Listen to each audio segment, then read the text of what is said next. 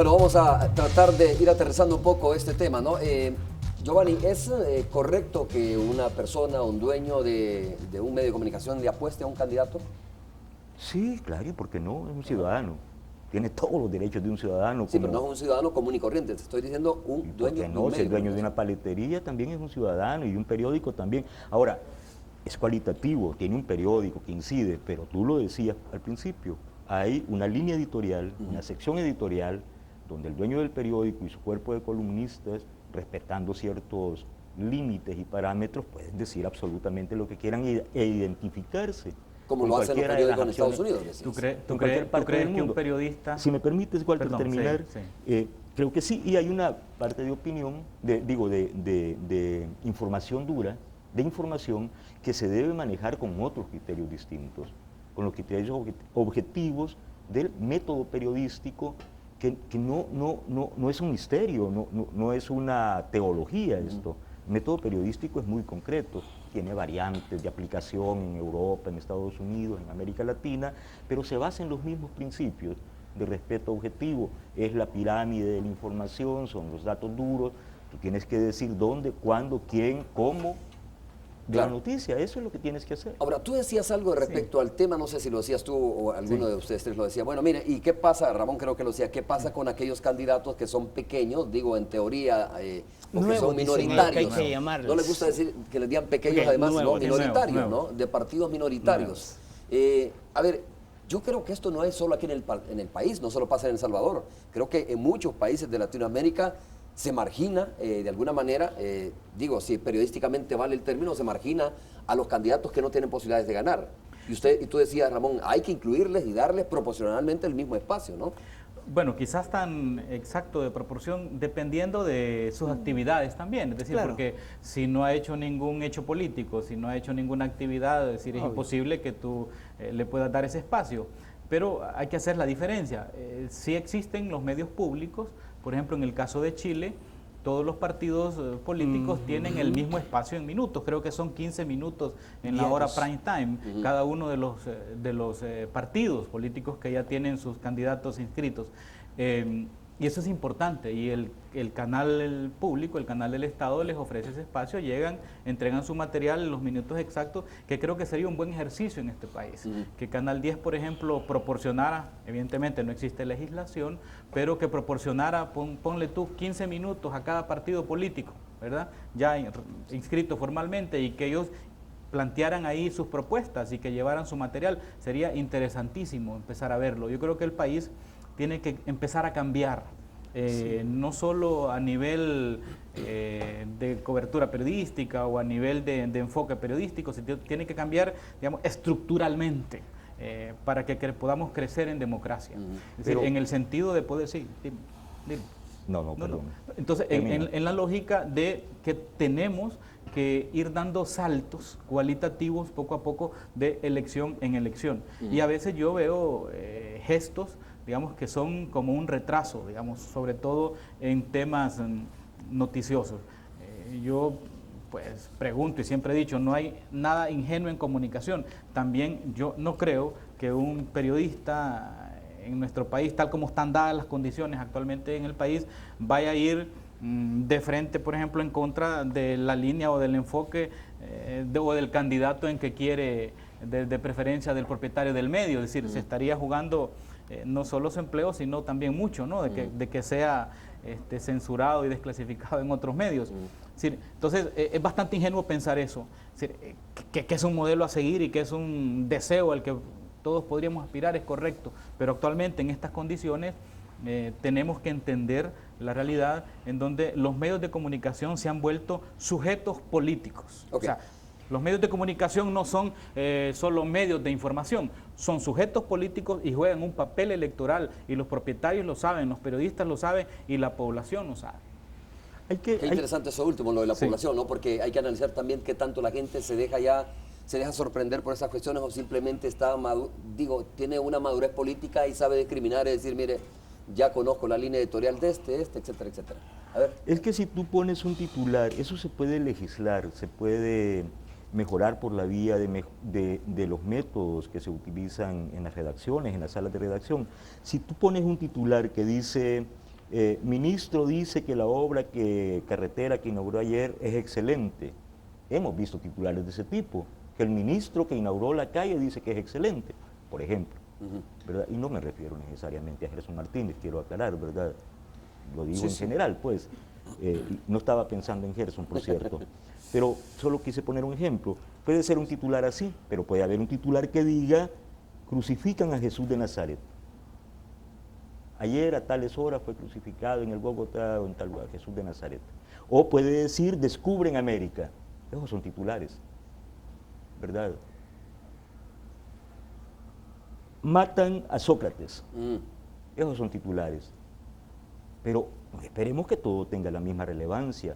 No tiene la misma relevancia lo que ocurre en el FMLN que lo que ocurre en el CD. No la tiene. Obvio. No se la vamos a dar por un derecho ¿Y de eso va a depender la cobertura y el espacio entonces? Eso es sentido común, no vamos a estar peleando por eso. En Chile hubo un intento de que por ley, durante el gobierno de Allende, quiero decir, fue una propuesta, se discutió mucho y la llegaron a aprobar durante unos días, que por ley las emisoras tenían que transmitir todas las emisoras, 30 minutos música en inglés, 30 minutos música europea, 30 minutos música música latinoamericana.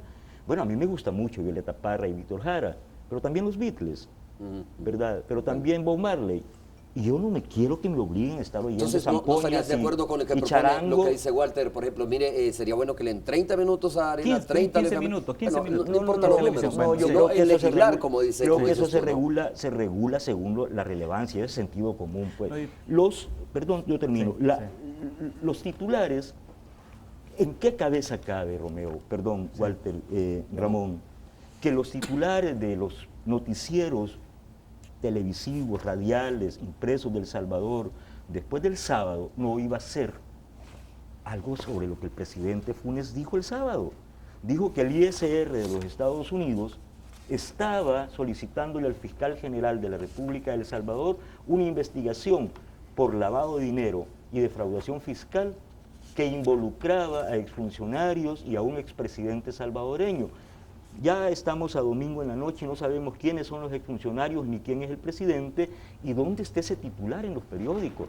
Pero esto es gravísimo lo que dijo el presidente. En China, en Estados Unidos, en Chile, en Argentina, es titular. Estoy de acuerdo, buena parte es titular. De eso. Ramón, sí. antes de ir con la primera pregunta, Ramón, ¿cuál es tu opinión de eso? Sí, bueno, no, yo insisto en esta parte en que los medios no estamos hablando que deben de ser, digamos, en espacio equilibrado y ser exactos, que si le doy 5 a este le tengo que dar 5 al otro. El asunto es que, como dice Walter, aún habiendo hechos, nosotros inauguramos el debate ciudadano la semana pasada, el día viernes, con el Partido Salvadoreño Progresista. No hay ni una nota en los periódicos de ese evento. Aunque era una actividad organizada desde el foro intersectorial, pero era un candidato a la presidencia que estuvo durante 2 horas exponiendo su programa de gobierno, respondiendo a preguntas que la ciudadanía estaba haciendo. Puede ser mejor programa de gobierno que otro partido, pero que no... Sí, pero al fin y al con cabo... poca posibilidad de ganar, ¿no? Claro, pero no tenés la cobertura mediática de esa actividad como para convertirla en un hecho noticioso. Y digo, es una actividad muy concreta. Entonces uno dice, es muy probable que es más relevante mucha de la actividad de los partidos que tienen más tradición, que tienen más recursos, etc.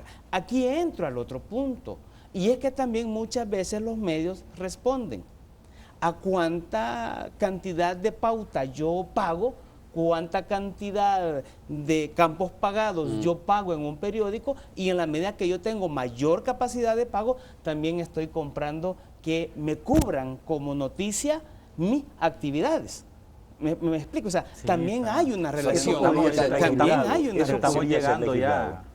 Y eso podría ser legislado y lo estás viendo de una lógica de mercado. Nada claro, más tú, ¿no? es como lo otro que se conoce como infomerciales, ¿verdad? Sí.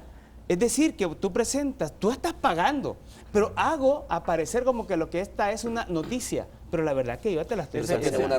Tiene una persona responsable cuando se publica eso que tú dices. Es que ese es el poder de los medios de comunicación. Bueno, quiero ir a la primera pregunta. ¿Nos dices tu nombre, por favor? Son estudiantes de la Universidad de El Salvador. Muchas gracias de nuevo por estar con nosotros. Nos dices, por favor, tu nombre y a quién va dirigida la pregunta. Ok, Ok, gracias a ustedes. Mi nombre es Ivonne y pues mi pregunta va dirigida para los tres. Okay. Como estudiante, la verdad para mí yo siento que es muy importante de que nosotros como estudiantes estemos informados de qué es lo que está pasando. Entonces en el momento de que nosotros vamos a los medios de comunicación, ya sea radio, televisión o los periódicos, y vemos que hay a veces hasta 8 campañas, 8 páginas que solo tienen que ver con campaña política. La verdad para mí eso no es sustentable y estoy de acuerdo con lo que mencionaba él, porque siento que no hay equidad. O sea, yo quisiera pues que mostraran las propuestas que tienen los 5 candidatos, no solamente Norman Quijano, no solamente Sánchez Serén ni Tony Saca. Yo no sé, no entiendo la verdad, y pues mi pregunta básicamente es que si ya sabemos que está eso, si sabemos que hay 5 candidatos, pero solamente se le da la cobertura a los 3 más poderosos porque son los que tienen el dinero para sustentar esas campañas, la verdad para mí eso no es equidad, porque por ejemplo si yo quisiera por ejemplo ser presidenta y lastimosamente no tuviera los recursos, mucha plata en ese país. los recursos, entonces, o sea, primero no bastaría simplemente con ser salvadoreño y querer, sino que tendríamos que tener, o sea, esos millones, porque prácticamente, o sea, es de que estén pasando que en la radio. Ahora, tengo una pregunta a ti. Diario. ¿Tú lees los periódicos? ¿Ves los noticieros? Sí. Porque es importante saber qué tanto, y yo lo planteaba, qué tanto le interesa a los jóvenes, por ejemplo, Pues, el tema la política partidaria, y analizan este tema de, mire, la proporción o el espacio que le dieron a este muy pequeño respecto al otro, etcétera, todos esos detalles. Pues la verdad sí, o sea, uno trata de estar lo más informado posible, pero cuando uno se va, por ejemplo, a los diarios, para mí es muy triste que en los diarios de mi país uno no tiene la credibilidad de decir, esto es cierto, o sea, porque prácticamente ahora uno tiene que ser muy crítico y saber a qué creerle, porque simplemente porque tienes el dinero para pagar y poner algo, eso no te verifica que sí es cierto o que no. Muchas gracias. No sé si alguien quiere contestar algo, pero qué interesante también el otro aspecto, Giovanni, de contrastar cómo hoy las redes sociales y el periodismo ciudadano, le llaman algunos, ¿no? Eso de decir, mire, eso no es cierto lo que acaba de publicar Romeo Lemos en el 12, no es cierto lo que acaba de publicar este otro canal eso también hace una especie de equilibrio, ¿no? Me gusta. Lo que pasa es que yo ya prácticamente soy un anciano a la par tuya, ¿no? Y te voy a contar una anécdota, porque me interesa mucho la pregunta que tú haces. Esto no estoy hablando, estoy partiendo de tu frescura, cómo hiciste la pregunta. No estoy implicando ingenuidad, estoy implicando inexperiencia nada más. Te voy a contar una anécdota. En México, en una batalla fronteriza entre los mexicanos y los Estados Unidos a principios de siglo, la del Álamo se llama, el general Pershing de Norteamérica capturó a un general mexicano y lo capturaron al general mexicano a su puesto de mando, lo amarraron en una silla y lo llevaron al puesto de mando del general Pershing de los Estados Unidos. Y entonces el mexicano, muy machote, muy mexicanote, muy bigotudo y muy cantador de muy rancheras latino, ¿no? alegres, ¿sí? Amarrado, derrotado y tal. Llegó Pershing, muy chelito, así esmirriadito, no tan bigotudo, por cierto, y cuando lo vio el general mexicano le dijo, mire mi general, si yo hubiera tenido balas, esto no hubiera pasado. Y el general Pershing le dijo, ¿y a usted, general, quién le dijo que a una guerra se viene sin balas? Es decir, tú no puedes ir a una batalla política si no tienes cómo sustentarla. Y se sustenta en parte con dinero. Una elección cuesta dinero. Eso no es malo, es que es lo que cuesta. Y si no tienes dinero para hacer la elección, ¿para qué te metes? O sea, una persona que claro. no tenga recursos Sí, pero tiene derecho a... No es que no tenga derecho. no tiene posibilidades. Lo que pasa, Mira lo que dijo el CD, no te porque entiende, no tenía claro, presidente entiendo, porque no no tenía tenía nada. posibilidades, probablemente. ¿Para Pero qué aquí, se por mete? eso, El pero cerebro aquí es donde entendió. entran los otros temas No tienen ni de... para pagar el local, Claro. ¿cómo van a ir a Pero elecciones? aquí es donde entran los otros temas Perdón, también de perdón, regulación. O sea, perdón, después... De regulación Ok. del financiamiento de las campañas, tanto público como privado. Bueno, de hecho el financiamiento público es en sí desequilibrado, porque como tú lo basas de acuerdo a la cantidad de votos que obtiene un partido político, pues obviamente en la última elección, si yo no recuerdo, los 2 partidos más grandes habían consumido 12, ¿Te 13 parece millones. desequilibrado o justo eso, de que quien saca más votos tenga derecho a la deuda pública, ¿no? Así es la ley. Así es Esa la es la ley, ley. pero El eso FMLN parece tiene 5 millones, pero eso Arena tiene parece 5 millones, desequilibrado, así es. porque tú no permites una regla. Yo no estoy diciendo que le tengan que dar exactamente la misma cantidad, pero sí tienes que tener un trato que permita que a esos partidos que son nuevos, que tienen menos posibilidades de crecer, bueno, se les genere y se les ayude con un financiamiento, digamos, con mayor preferencia para que pueda ir a la competencia. Pero Ramón, hay partidos aquí, han surgido movimientos que se crean para una elección, cobran una deuda política y desaparecen. Totalmente, la deuda, el dinero. claro. Bueno, de eso tenemos. Y el segundo eso. tema es el tema del financiamiento privado. Que en esto es otra forma de cómo las noticias te dijeron unas cosas y ocultaron otras. Por ejemplo, en la noticia se omitió que quien se opuso al establecimiento de la regla de límites de las aportaciones privadas fue precisamente Arena, que fue Arena el que se opuso a las reglas de transparentar quiénes son las personas naturales o jurídicas que aportan a los partidos políticos. Nosotros propusimos una regla, límite al gasto de la campaña, $1.5 por persona inscrita en el registro electoral. ¿Qué significaría ahora? Que ningún partido político podría estar gastando más de $7,5 millones en la campaña. Eso es muy civilizado. Y eso te permite entonces generar más equilibrio y más oportunidades también a los pequeños. Pero tú aquí tenés campaña. Bueno, yo si hiciera cuenta cuánto es lo que llevan ya de gastado en campaña, los millones ya suman mucho más de los 7 millones. Si tenemos a alguien más que va a preguntar en este momento. Bueno, le escuchamos. Gracias también. Te escuchamos tu nombre y a quién va dirigida la pregunta, si es en alguien en particular. Bueno. Hola, buenas noches, soy Beatriz, vengo en representación de Jóvenes en Acción Política.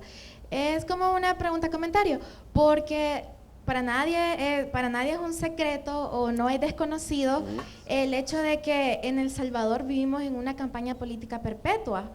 O sea, ese gasto del que tanto se habla en comerciales, en la televisión, prensa escrita o radio, es algo permanente. Eso nos pone en el centro de un bombardeo mediático en el que todos sabemos que es incorrecto, pero nadie hace nada. Entonces, ¿qué sucede? Nosotros leemos en los periódicos o vemos en las noticias que son medios de comunicación con un sesgo político demasiado marcado. Entonces, ¿a quién se le puede creer? Porque realmente, y seamos sinceros, la población salvadoreña es una población sumamente manipulable. Es mentira de que vamos a poder... ¿Por qué crees tú que es sumamente manipulable la población salvadoreña? ¿Cómo? ¿Por qué crees que es sumamente manipulable la población salvadoreña? Porque es muy poca la gente de que realmente es crítica y sabe cuando le están mintiendo y cuando no le están mintiendo. Entonces tenemos que ser realistas en ese aspecto. Muchas gracias, está bien, muchas gracias. Bueno, yo creo que lo ha planteado la compañera anterior y ella también, hay que ser realistas. Yo creo que hemos llegado al eje central.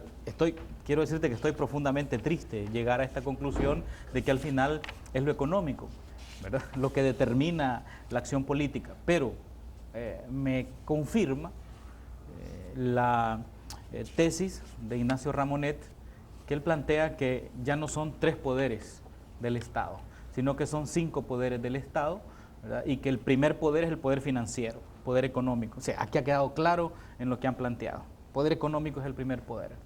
El poder mediático es el segundo poder, ya no es el cuarto, como decía, ¿no? El poder mediático, el poder de los medios de comunicación, que por lo general está muy ligado siempre al poder financiero. Y luego están los 3 poderes del Estado, ¿no?, el legislativo, el ejecutivo y el judicial.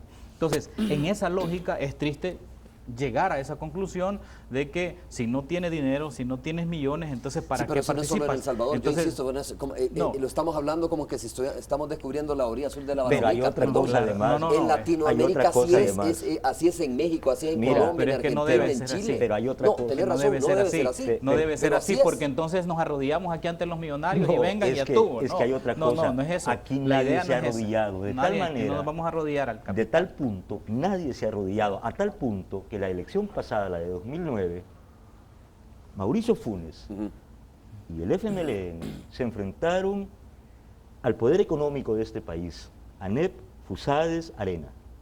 Se enfrentaron al poder mediático de este país. El mapa de los medios de comunicación en pleno estaban, excepto el Latino y Mayavisión, no sé, 3 ARPA, un periódico digital, una cosita, un blog, ¿verdad? Excepto eso, el poder mediático estaba adverso a Mauricio Funes y el FMLN. Poder económico, poder fáctico, todos los poderes fácticos en contra. No perdieron. Mauricio Funes derrotó a todos los poderes. Se puede. Ujú.